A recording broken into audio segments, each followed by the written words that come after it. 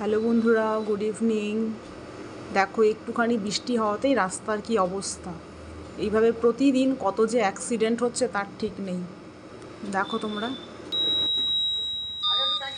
দেখো কি অবস্থা আমাদের এখানে। আচ্ছা, এক বাচ্চাটাই আছে, বাচ্চাটা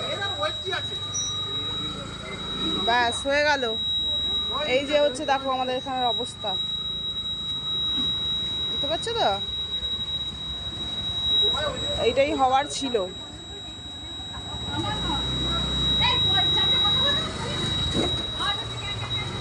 ও, গাড়ির চাবিটাও খোলেনি বেটা।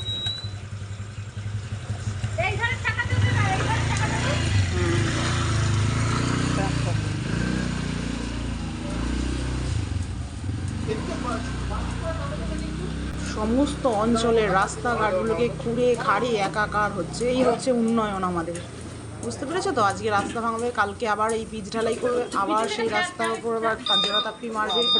প্রতিদিন অ্যাক্সিডেন্ট, দুজনে দুদিক দিয়ে ঠেলুন। দেখুন এক্ষুনি যদি টোটোটা উল্টে যায় কী হবে বলো তো? সঙ্গে একটা ছোট বাচ্চাও আছে, বাচ্চা থাক বা বড় থাক, দুর্ঘটনা তো দুর্ঘটনাই। এই দেখুন আমার বর আর পাশের এক দাদা মিলে ওই একজনকে হেল্প করছে। তার উপর এটা দিনের বেলা বলে তাই বলো, আর যদি এটা রাতের বেলা হতো কাউকে কি পেতো? তাহলে কি করে ভদ্র বুঝতো?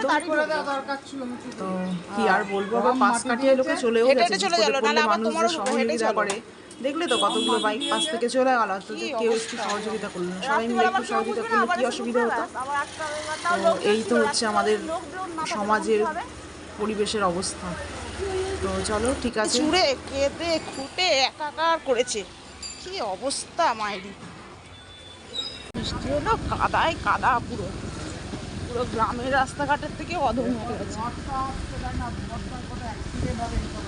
তাই তো বুঝতে পারবে না কেউ। হ্যাঁ, কোথায় উল্টে পড়বে তার ঠিক নেই।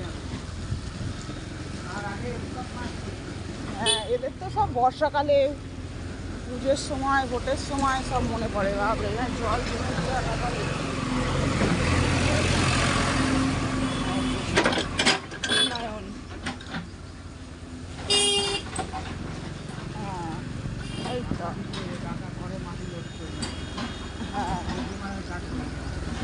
তাই তো, যত পারবে যে যতটা পারবে সুবিধা নিয়ে নিতে হবে। এদিকে ভাঙছে, ওদিকে আবার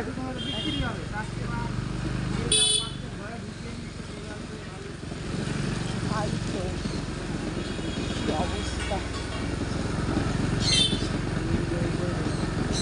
এই খোঁড়া হলে এর মধ্যেই বালি ফেলে, এর মধ্যেই হ্যাঁ ওই তো ইট পাতাও দিয়ে সকালে পড়লো, বিকেলে ইট পাতা হচ্ছে, এবার রাত্রে দেখবে সিমেন্ট হয়ে যাবে।